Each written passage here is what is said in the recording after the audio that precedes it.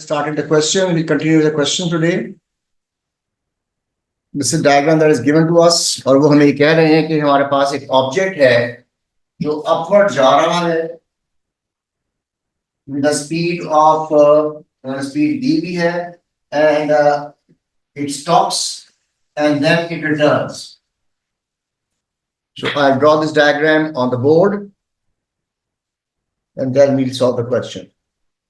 वो ये कहता है कि एक inclined plane है, object is at this point, इसकी speed दी हुई है उसमें, the speed is 3.6 meters per second. It goes to a certain point, at this point which we call as Q. This is P, this is Q, here it stops. In this case, acceleration is downward as 3 meters per second square, and the total distance from P to Q and then Q to R. This is point R. This total distance is 6 meters. This is given to us. अब वो पहले part में कहता है कि what is the time taken to reach from P to Q? यहां से लेके यहां तक कितना टाइम लगेगा? हमें इनिशियल वेलोसिटी मालूम है, हमें फाइनल वेलोसिटी मालूम है 3.6. We know the final velocity is 0. Acceleration is -3 meter per second square. How much time it will take? तो t निकालने के लिए v minus u over a लगाऊंगा मैं. 0 minus 3.6 divided by -3. So t comes out to be 1.2 seconds.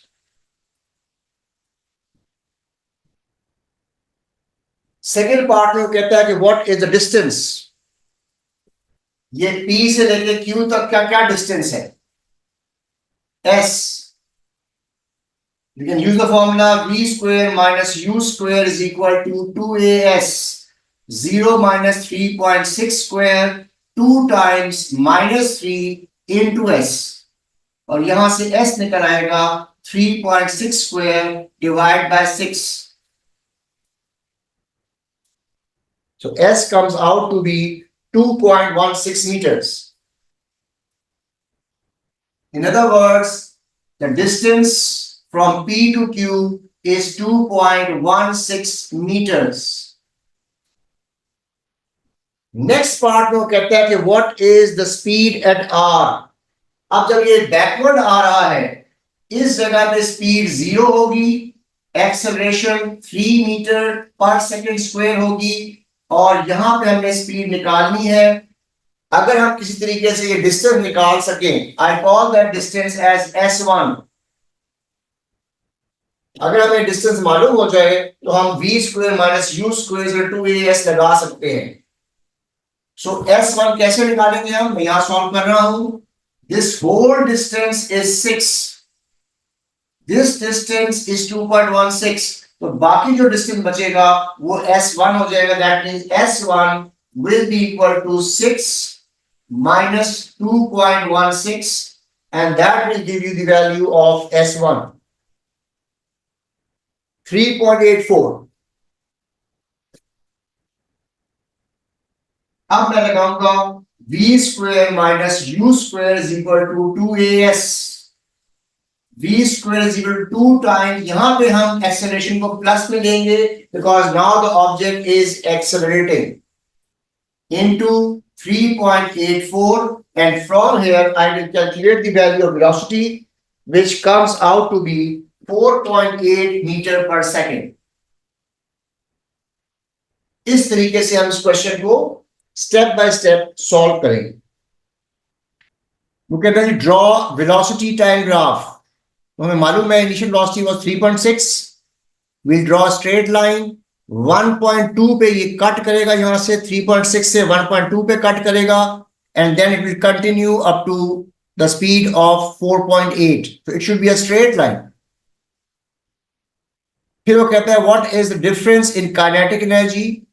half mv2 square minus half mv1 square. Kinetic energy का formula होता है half mv square. Mass of the object was given to us 0.45. Final velocity is 4.8. Initial velocity was 3.6. दोनों को square करके subtract करना है, subtract करके square नहीं करना, बिकॉज ये v2 square minus v1 square है. So we get the answer for loss in kinetic energy या change in kinetic energy. Next question.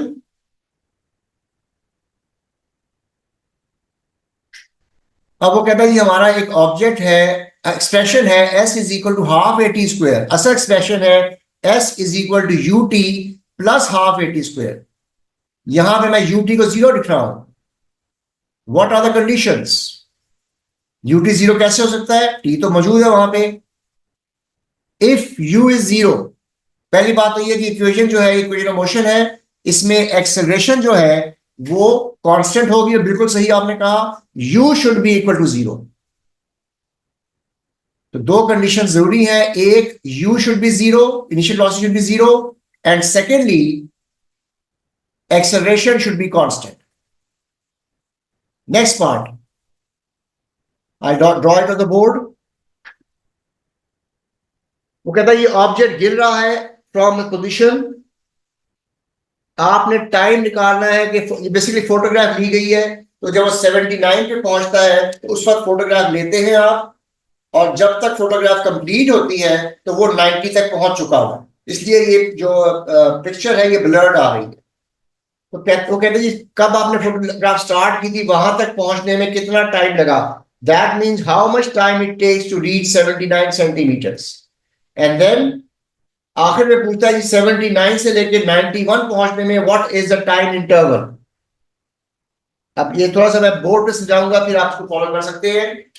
ये हमारे पास रूलर है, दिस इज जीरो मार्कर. इस जगह से ये ऑब्जेक्ट स्टार्ट करता है, initial velocity will be zero. जब ये 79 पे पहुंचता है तो वो कहता है बताइएगा इसमें कितना टाइम लगा. उसके बाद वो 79 से 91 तक पहुंचता है. It is continue to fall. वो कहता है जी बताइएगा ये टाइम इंटरवल कितना है. ये दो चीजें निकालनी है हमने. Time to travel 79 centimetres and then time interval from 79 to 91. अब इसको सिंपल समझ लीजिएगा. इनिशियल वेलोसिटी अगर जीरो हो, s is equal to half a t square आप डायरेक्टली लगा सकते हैं. So T1 निकालने के लिए distance is 79 centimeter, acceleration will be 9.81. मेरा हो जाएगा 0.79 is equal to half 9.81 into T1 square. यहां से मैं निकालूंगा T1 2 times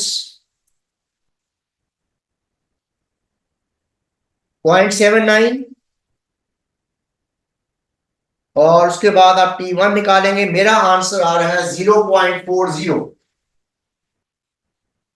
अब ये टाइम इंटरवल निकालना है. अगर मैं इसको 791 माइनस 79 लेकर ये फॉर्मूला लगाता हूं तो that will be incorrect, because 79 पे स्पीड जीरो नहीं है.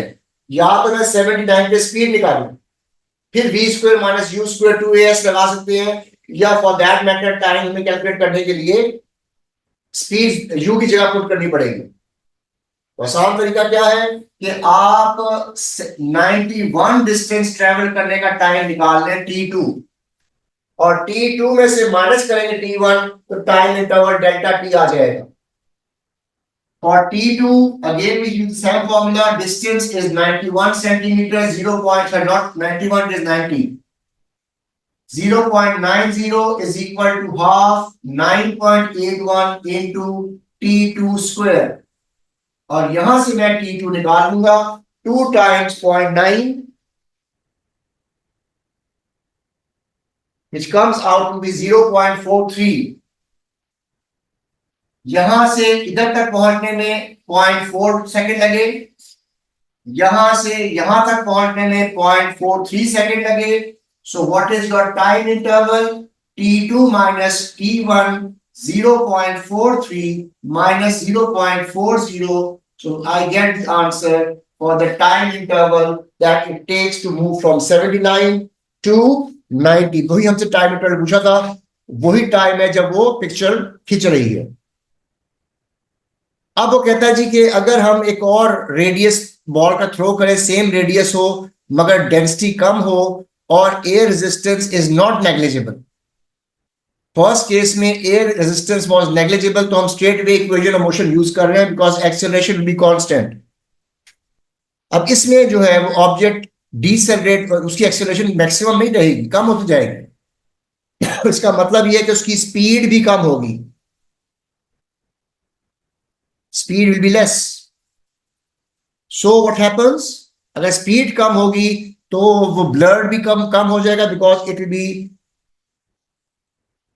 moving with less speed, so less distance will be covered and it will be less blurred. तो हम क्या कहेंगे, as air resistance is not negligible, so speed or acceleration will be less, the ball will travel with lesser speed and the photograph will be less blurred.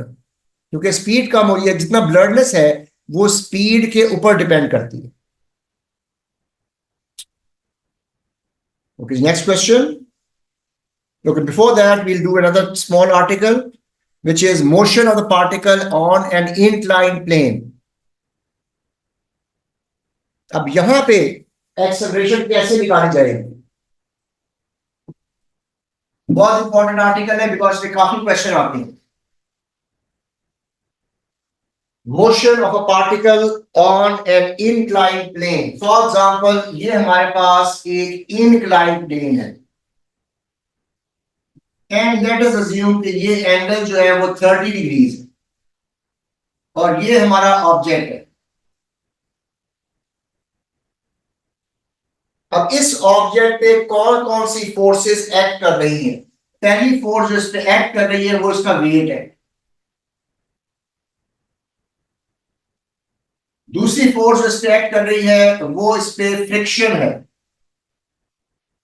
और तीसरी force इस पे act कर रही है वो इस पे कांटेक्ट फोर्स है, इसको मैं आर से रिप्रेजेंट कर रहा हूं। ये तीन फोर्सेस हैं जो इस पे एक्ट कर रही हैं।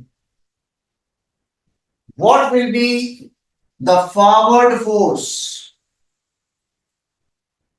इसको कैसे निकालेंगे हम? इसमें सबसे पहले निकालेंगे components of weight. If I continue R, this is my vertical axis, यहां से मैं एक परपेंडिकुलर ड्रॉ करूंगा 90 डिग्रीज, तो वेट के दो कंपोनेंट बनेंगे हमेशा, एक वर्टिकल और एक horizontal which is parallel to the friction. If this angle is 30, this angle is 60 degrees and this angle will become 30 degrees. तो जो एंगल यहां बना हुआ होता है वही एंगल वेट का F के रिजल्टेंट फोर्स के साथ बनेगा। यहां पे this component will be mg cos theta and this component will be mg sin theta. अगर आपसे कहा जाए what is the component of weight down the slope, it will always be mg sin theta.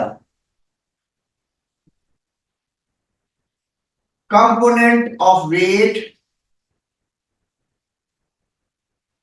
down the slope always mg sin theta. So F will be mg sin theta and contact force will always be equal to mg cos theta. इस तरीके से हम wait के दो component लाते हैं, एक down the slope which is always mg sin theta और एक mg cos थीटा जो कि कांटेक्ट फोर्स के बराबर होगी। अगर वो कहता है कि what is the value of acceleration, अगर वो नीचे की तरफ एक्सेलरेट करता है तो आपकी resultant force is always equal to F minus F। ये हमारे पास रिजल्टेंट फोर्स निकालने का फॉर्मूला था जो हमने पहले भी डिस्कस किया हुआ।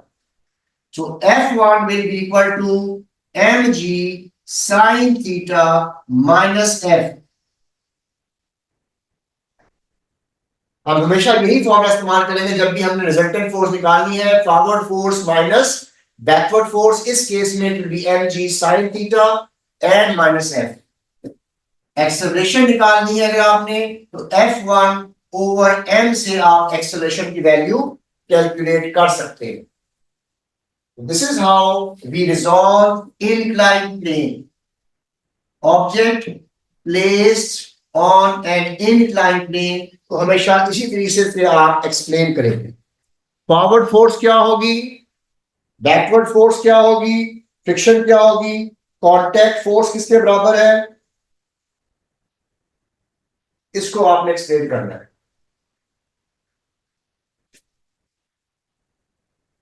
mg sin theta is your forward force और अगर फ्रिक्शन बैकवर्ड फोर्स है तो resultant force will be F minus F, that is mg sin theta minus F. ये हमारे पास एक ऑब्जेक्ट है जो मैंने अभी ड्रॉ किया था बोर्ड के ऊपर. कंपोनेंट वेट निकालने हैं, mg cos theta, mg sin theta. Contact force will be always equal to mg cos theta. Forward force will be mg sin theta. And friction will be opposite to the motion of the object. अगर आपसे कहा जाए what is the component weight down the slope, it is always mg sin theta. How to find resultant force? It will be mg sin theta minus forward force, friction force, resistive force Fr. अगर resultant force 0 हो इसका मतलब है कि forward force और backward force आपस में बराबर होंगी and the object will be at rest और it will be moving with a constant velocity. On the other hand, if your mg sin theta is greater than f, in that case there will be a resistive force, resultant force, which will be positive and the object will accelerate. This is what we have discussed in this case and this is very important. बहुत common question आते हैं इसके ऊपर कि जी inclined plane पे object placed है, how to find the resultant force, how to find the value of acceleration and maybe some distance covered in that case. Okay, let's take an example. मेरे पास एक object है, उसका mass 3 kg है. It is placed on an inclined plane. The angle of the inclined plane is 35 degrees. आपने normal reaction और component of the weight down the slope निकालना है. I will draw two components, vertical line में draw करूंगा. mg sin theta, mg cos theta में होगा. Capital F is forward force, small f is a resistive force. So weight will have two components, mg cos theta and mg sin theta. Component weight down the slope will be mg sin theta and normal reaction will be equal to mg cos theta. तो हम straight away reaction भी निकाल सकते हैं और forward force mg sin theta से भी निकाल सकते हैं. सेकेंड पार्ट वो कहता है जी आपकी इनिशियल एक्सेलरेशन विदाउट फ्रिक्शन क्या होगी. F is equal to ma because forward force is 17 Newton's. 17 Newton से स्ट्रेट को मास से डिवाइड कर देंगे, you will get the value initial acceleration if friction is 0. Second part में कहता है friction is 7 Newton's. In this case आपने पहले एक्सेलरेशन निकालने के लिए रिजल्टेंट फोर्स निकालनी है which will be forward force minus friction and then divide by m. 17 minus 7 divide by 3 and your acceleration comes out to be 3.3 meter per second square. Final velocity after 2.5 meters. Initial velocity was 0. Final velocity v square minus u square is equal to 2as. Acceleration is 3.3. Distance is 2.5 meters. So your final velocity comes out to be 4.06 meter per second. And what was the time? T is equal to V minus U over A. इस तरीके से आप इस question को solve कर सकते हैं by using the components of weight. With that, you find out the value of acceleration, and using that acceleration, you can find the value of distance, or you can find out the value of velocity if the distance is given to you, and time as well. Okay, let's take an example. Question का example ले लेते हैं हम. I hope that you got the printouts, because questions आप print out पे करेंगे तो ज़्यादा बेहतर रहेगा. It says, what is acceleration? It is defined as rate of change of velocity. अब उन्होंने हमें एक एग्जांपल दिया हुआ है. एक बंदा है, टोबोगैन पे है. He is at rest at A. वो डाउन द स्लोप आ रहा है. स्लोप की एंगल दिया हुआ है 40 डिग्रीज, और उसके बाद वो स्लोप कम हो जाता है. The angle is 20 degrees. वो कहता है he starts from rest and he has a constant acceleration. V भी उन्होंने आपको बताया हुआ एक्सेलरेशन है. ए से बी पे पहुंचता है, वो 19 सेकंड्स ले रहा है, and his speed is 36 metres per second. वो कहते हैं बताइए what is the value of acceleration. हमें इनिशियल स्पीड मालूम है, हमें फाइनल स्पीड मालूम है, हमें टाइम भी मालूम है. तो हम यहां पे स्ट्रेट में लगाएंगे v minus u over t, and we get the value of acceleration. अगर हमें एक्सेलरेशन मालूम हो गई है और हमने डिस्टेंस निकालना है, हम यूज कर सकते हैं s is equal to u t plus half a t square, और v square minus u square is equal to 2as. Both formulas can be used. अगर मैं ये फॉर्मूला यूज करता हूं तो भी डिस्टेंस आ जाएगा, या s is equal to u t plus half a t square भी मैं इस्तेमाल कर सकता हूं. So I get the answer as 340, जो मैंने प्रूव करना था. So A B is 340. अब वो कहता है what is the change in kinetic energy. Half m v square, initial velocity was 0, तो straight away half m v square लगा के मैं चेंज इन काइनेटिक एनर्जी निकाल सकता हूं. 61,560 is my answer. So this is your change in kinetic energy. Change in potential energy, mgh. h is the vertical height. a से लेके b तक का डिस्टेंस हमें मालूम है 340 है, but that is not your vertical height. Vertical height के लिए आपको यहां पे ट्रिग्नोमेट्रिक रेशियो लगा के साइन थीटा से आप वर्टिकल हाइट निकालेंगे. So it will be your height will be 340 sine 40. ये हम यहां पुट करेंगे और हमारे पास mgh आ जाएगा.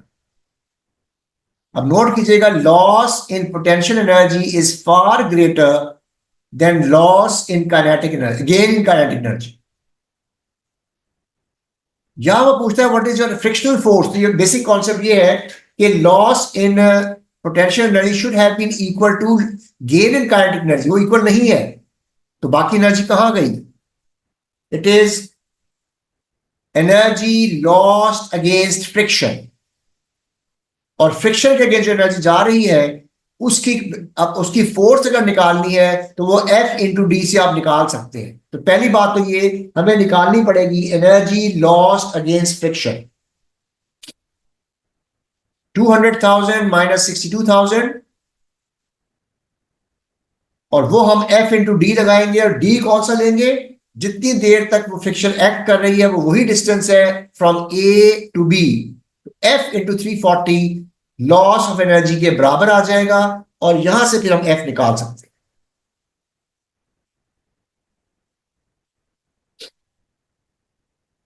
आखिरी पार्ट में कहता है जी B से ऑनवर्ड जो है वो डिसेलरेट करता है and finally comes to rest, because वो पैराशूट कोई है, it opens. A parachute opens on toboggan. as it passes from B, there is a constant deceleration of 3 meter per second square from B to C. Frictional force निकालनी है. पहले तो हम निकालेंगे resultant force, forward force minus friction force. Acceleration जो होती है वो रिजल्टेंट फोर्स से होती है, माइनस एम ए.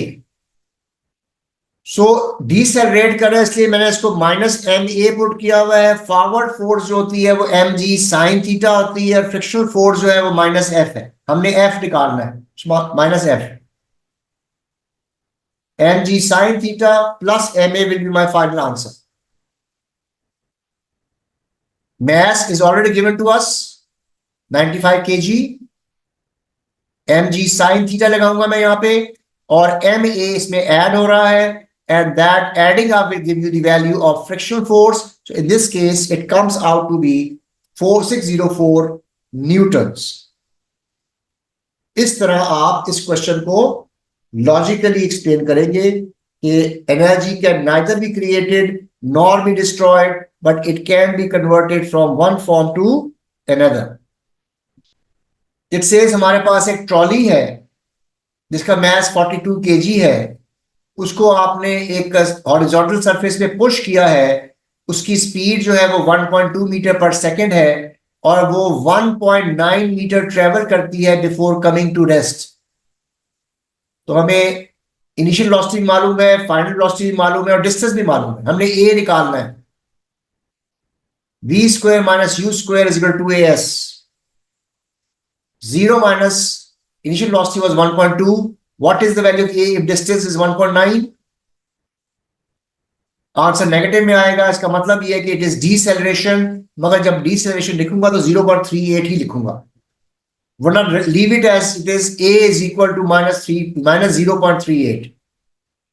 फिर वो कहता है what is the value of force, F is equal to ma। That is, this is the force acting on the object जो हमने प्रूव करना है। आखिरी पार्ट में कहता है कि बी पार्ट में कि जी कितनी पावर चाहिए to overcome the total force opposing the motion so that it continues to move with a constant speed. तो इस केस में थोड़ा सा हमें ओ लेवल में हमने किया था ये, वी कंटिन्यू विद दैट, कि हमें मालूम है कि power is equal to energy over time F into d over t. अगर स्पीड कांस्टेंट है तो हमारे पावर का फॉर्मूला जो है वो बन जाएगा एफ इंटू वी। तो जब भी आपने पावर निकालनी है to maintain a constant speed, you always use F into v. Backward force 16 है तो फॉरवर्ड फोर्स भी 16 ही होना चाहिए।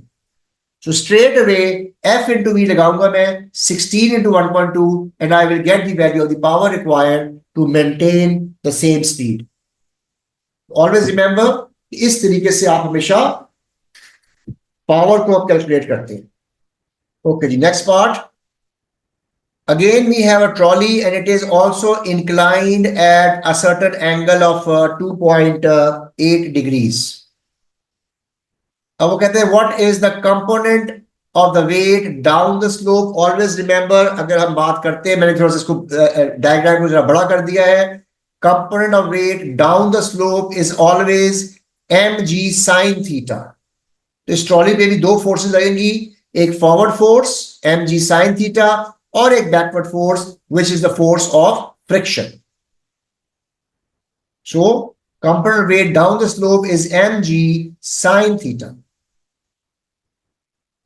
Angle is 2.8 degrees. So my component weight down the slope is 20.1. फिर वो कहता है कितना टाइम लगेगा to travel distance of 3.5 metres. Distance निकालने के लिए हमें एक्सेलरेशन चाहिए, एक्सेलरेशन निकालने के लिए मुझे रिजल्टेंट फोर्स चाहिए। इस केस में resultant force will be forward force minus backward force, 20.1 minus 16, this is my resultant force, और यहां से मैं निकालूंगा एक्सेलरेशन, और वो एक्सेलरेशन मैं इस्तेमाल करूंगा to find the value of time. Distance मुझे पहले ही मालूम है, acceleration is 0.098. Simplify that and you will get the value of time in this case as 8.5 seconds. D part में कहता है जी बताइएगा कि for safety reason why slope is not made any steeper। अगर इससे भी आप स्लोप ज्यादा कर दें, 2.8 डिग्री से वेरी स्मॉल स्लोप, अगर आप स्लोप ज्यादा कर दें तो आप खुद देख सकते हैं कि एक्सेलरेशन ज्यादा होगी, it will take less time to travel, it will gain more speed, yes of course, और फिर वो ज्यादा डेंजरस हो जाए. That is the logic behind it. If it is steeper, there will be greater acceleration and the trolley will travel with faster and it will become more dangerous. तो यही हमने logic यहां पे एक्सप्लेन कर दी. Define displacement, shortest distance between 2 points in a specified direction. Explain how a body can travel a certain distance and have zero displacement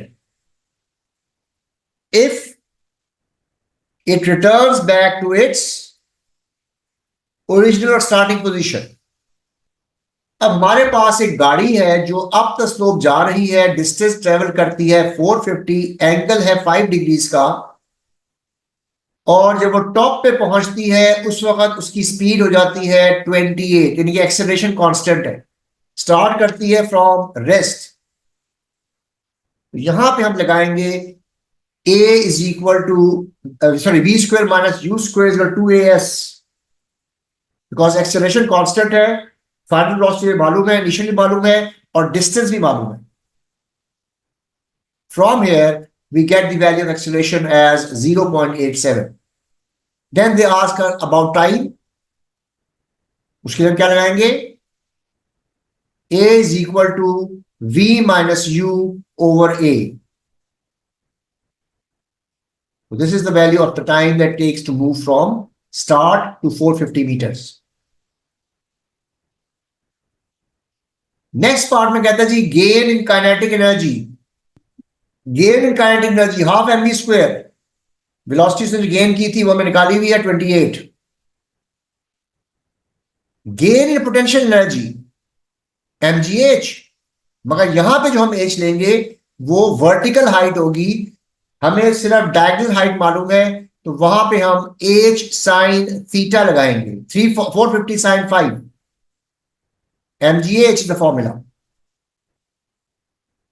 So this is my gain in kinetic energy. But observe what is the total power. The object has not only gained kinetic energy, it has also gained potential energy. So total energy it has gained is the sum of kinetic plus potential. And if we divide it by time, we will get the value of the power. So I will add both the energies. Time was 32 seconds. Divided with that, and you get the value of the power. आखिरी part में कहता है जी what will be the actual output power. क्या इसी की value के बराबर होगी? हमने यहां पे सिर्फ गेन इन काइनेटिक एनर्जी और गेन इन पोटेंशियल जी निकाली है. हमने work done against friction add नहीं किया.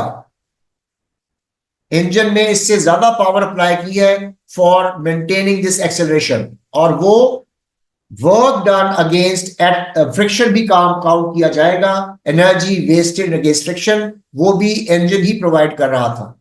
सो that has to be considered as well. ठीक है. So this is why the engine must have provided greater power. These are some of the questions. कल जो है हम इसको थोड़ा सा आगे प्रोसीड करेंगे. We may do some more questions, otherwise we'll start with the dynamics portion.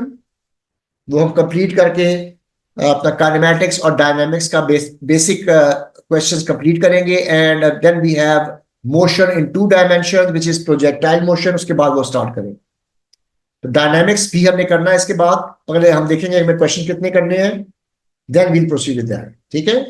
तो जो आज क्वेश्चन कराए हैं इनको गो थ्रू कर लीजिएगा.